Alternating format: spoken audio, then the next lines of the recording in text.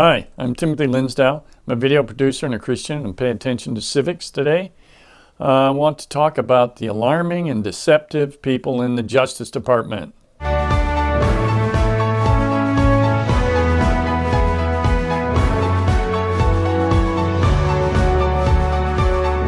What's going on in our Justice Department with the firing of the Andrew McCabe? What's that all about? Trump's son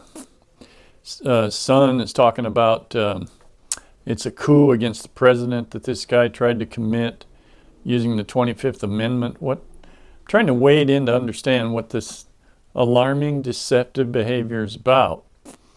Top officials were so alarmed by President Trump's decision to fire Comey that supposedly what happened is that these people in the FBI decided to use the 25th Amendment to get Trump out of office. Now, it's a process, from what I understand, where what I've read, the 25th Amendment's a whole process of transferring power from the president to the vice president for multiple reasons: health, death, multiple things. It was done to correct it seemed to be inadequacies in the Constitution as it was written. And this corrected it or defined it so it was more specific. But part of that is that the vice president and a number of his cabinet members, heads of the different departments, would have to be able to get together and declare the president is inept or not able to carry out his duties, which that's a bit ambiguous, to say the least. But Congress can also get weighed into this by having another body involved in this affair. But what was first said is that he would approach the vice president and other cabinet members. Now, Pence says that he knew none of this. Nobody spoke to him about it or anything. And what I can see in the 25th Amendment, the first thing that comes is talking to the vice president. And if McCabe was interviewing or questioning or trying to get an answer from other cabinet members, that's what's in question. And because he's apparently doing a roundabout way of doing this, that's why people are calling it a coup. It's not exactly a military coup because McCabe isn't in the military.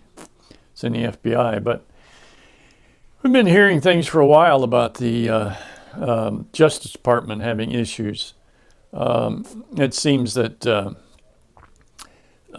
people fired in the Justice Department recently, as Comey and McCabe now, that these people were giving the Clintons a pass. That seems to be part of this whole thing. And then that the whole conspiracy with Russia and the whole thing is a conspiracy to get rid of Trump. Now, this all may be. I've heard all the argument, not all, but many of the arguments. And it's just Trump came in completely different from most presidents, save a few. He said he was going to clean up the swamp. And cleaning up the swamp is not pretty. It's not going to make people happy, especially if they've been at something for a long time. They've set their status quo. They don't want it to change. They're comfortable. They're happy with it. And he came in, some phrase, a bull in the china shop, and it ruffled a few feathers, to say the least. Now, these guys in the FBI must have been, if that's the case, so frightened by something they saw that they felt they had to get him out of there. But it could just be that it was so unusual to them why they would have attempted this behavior. So it's kind of crazy. Now, it's worth noting that McCabe was summarily dismissed from the FBI in the eve of his own retirement. On the behalf, he deliberately withheld information under oath to congressional investigators. Well, maybe he did. I guess that's what happened.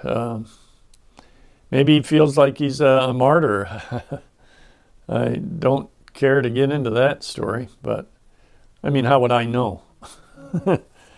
Other than what we see on the news and, whatever. I listen to radio news, TV news, newspapers, the whole 9 yards, try to understand these things.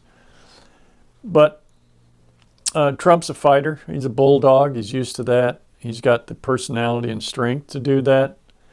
And that's what a lot of people are not used to. I think many presidents were too quick to compromise and stand up for things they've been voted in for. And I know that the government is about compromise. And as you can see in signing this last spending bill, he took less money for his wall. Of course, now he's declared national emergency for the rest, which he can do, and it'll end up going through the courts and probably be approved in the Supreme Court. And that's the nature of our business in the United States. And we just try to keep going and doing our best. But it is best if our Justice Department makes every effort to do the right thing. Don't try to avoid politics.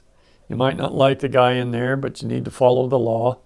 The 25th Amendment is pretty straightforward about the way to do things. If there's a doctor out there saying he looks just fine, you could choose your doctor probably. You're kind of out of business that he's inept. You might not like what he does, but he's doing it. Some say this is part of the deep state network in place at the Justice Department, a group of senior officials embedded in top ranks of the federal bureaucracy that views itself as all-powerful, able to employ resources of the government to accomplish its goals, even if these goals subvert the will of the people.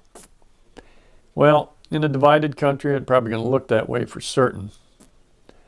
But Trump made a snide tweet about Andrew McCabe pretends to be the poor little angel, and the fact that he was a big part of the crooked Hillary scandal and Russian hoax.